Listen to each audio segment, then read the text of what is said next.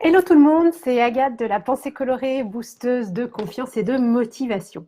Alors je vous retrouve aujourd'hui pour vous parler de fierté, de fierté de ce que vous accomplissez, ce que vous entreprenez, ce que vous réussissez, ce que vous réalisez. Et la question que j'avais envie de vous poser, c'était est-ce que lorsque vous accomplissez quelque chose, quand vous atteignez un de vos objectifs, quand vous réussissez un de vos projets, est-ce que vous vous autorisez à ressentir un sentiment de fierté, une émotion de fierté? Alors, comme toujours, j'aime bien vous expliquer d'où m'est venue cette idée. Alors là, moi, ce sentiment de fierté, j'invite toujours mes clientes à le ressentir lorsqu'elles atteignent un objectif, lorsqu'elles réalisent quelque chose et à célébrer. Donc, c'est vraiment quelque chose, moi, qui est emprunt en moi. C'est quelque chose qu'on apprend, entre autres, dans le coaching. Et en fait, c'est en début de semaine, là, en rentrant de l'école, il y avait mes deux fils qui marchaient devant moi, puis qui se racontaient pas mal de choses de leur journée. Puis mon aîné parlait d'un de ses copains. Et le plus jeune disait à son frère: Ah, mais tu sais, lui, je le connais, mais ouais, c'est ton copain, mais tu sais, c'est aussi mon copain. Et on lisait sur son visage et puis dans son comportement qu'il était vraiment très, très fier, en fait, de connaître un copain de son frère, donc un grand. Et j'ai trouvé ça super mignon. Et alors bien sûr, hein, je suis une maman, mais aussi j'ai trouvé ça très, très intéressant parce que les enfants, ils vivent leurs émotions à 100%, ils n'ont pas encore de filtre.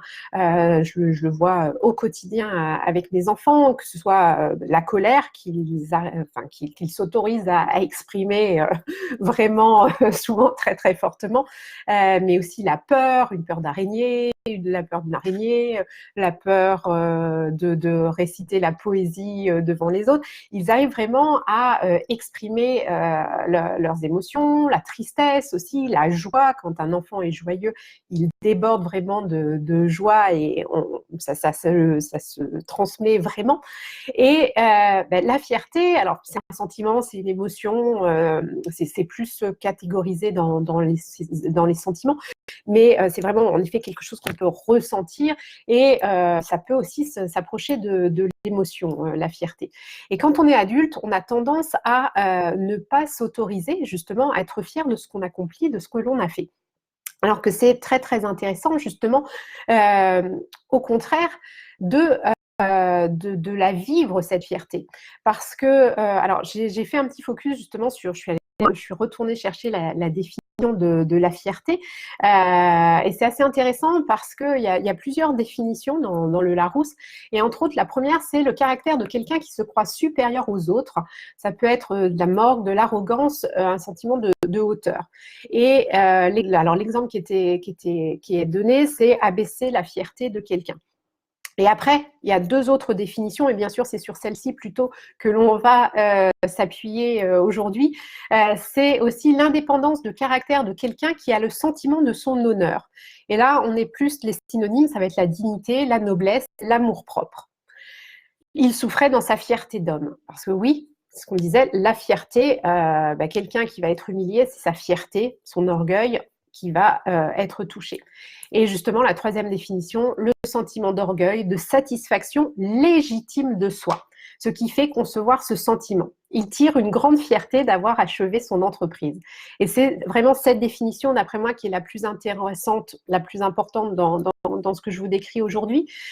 Oui, quand on entreprend quelque chose, quand on réussit, eh bien, c'est tout à fait légitime, c'est humain d'avoir un sentiment de fierté, de satisfaction de ce que l'on a accompli. Coucou Alessia, de ce que l'on a réalisé. Donc vraiment, vraiment, je vous invite, lorsque vous accomplissez quelque chose, quand vous avez réussi un projet, quand vous avez atteint vos objectifs, de prendre un temps de pause et de faire un arrêt sur image déjà pour être fière, pour être satisfaite justement à 100% de ce que vous avez réalisé. Et puis, n'hésitez pas aussi à prendre un petit temps justement d'introspection, de retour,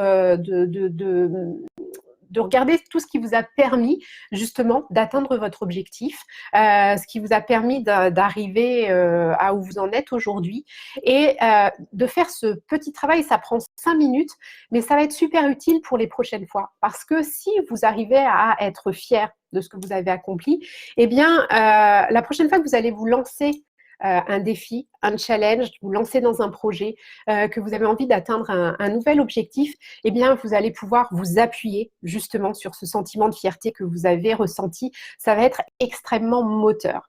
Ça va vous motiver au même titre que lorsque vous motivez à votre pourquoi vous faites les choses, eh bien, en reconnectant la fierté que vous avez ressentie lors de ce moment de réalisation, eh bien, ça va être vous booster et ça va être extrêmement moteur. C'est vraiment super important. C'est pour ça aussi que j'invite mes clientes à célébrer lorsqu'elles atteignent un objectif. Ça peut être en le partageant avec une amie, avec leur conjoint. Ça peut être en se faisant un petit plaisir, en se faisant un petit cadeau, un petit bracelet, une paire de boucles d'oreilles, en allant faire un bon déjeuner ou un bon dîner, je sais pas, en ouvrant une bouteille pour se faire un verre de vin rouge ou de vin blanc, enfin voilà. Mais le fait de célébrer, ça va vraiment ancrer votre succès, votre accomplissement en vous. Et déjà, c'est super bénéfique parce que ça va vous booster, ça va booster votre estime de vous. Lorsqu'on ressent justement ce sentiment de fierté, là, ça va vraiment avoir un impact très, très positif sur votre estime de vous. Et moi, j'ai beaucoup de femmes qui viennent à moi, qui ont un manque de confiance en elles et aussi une basse estime d'elles. Donc, vraiment, vraiment, de reconnecter à la fierté d'accomplir quelque chose, ça va booster votre estime de vous. Et puis, du coup, pour les prochains défis, vous allez passer beaucoup plus facilement à l'action parce que vous allez justement avoir plus confiance en vous et vous pourrez reconnecter à quelque chose de très positif, à un succès. Et ça, c'est une des clés justement pour avancer. Voilà, donc c'est ce que j'avais envie de partager avec vous aujourd'hui. Si ça vous parle, n'hésitez pas à faire des petits pouces, des petits cœurs, à partager cette vidéo si elle peut aider d'autres personnes, à me faire part de vos questions, de vos ressentis en commentaire. Je répondrai avec plaisir. Et puis, comme toujours, si vous justement vous sentez perdu, que vous n'arrivez pas à avancer et que vous avez envie de prendre votre vie en main et de vous créer une vie qui est la vôtre, vous êtes vous-même à 100% sans complexe ni culpabilité, eh bien, n'hésitez pas à prendre rendez-vous avec moi pour une séance clarté.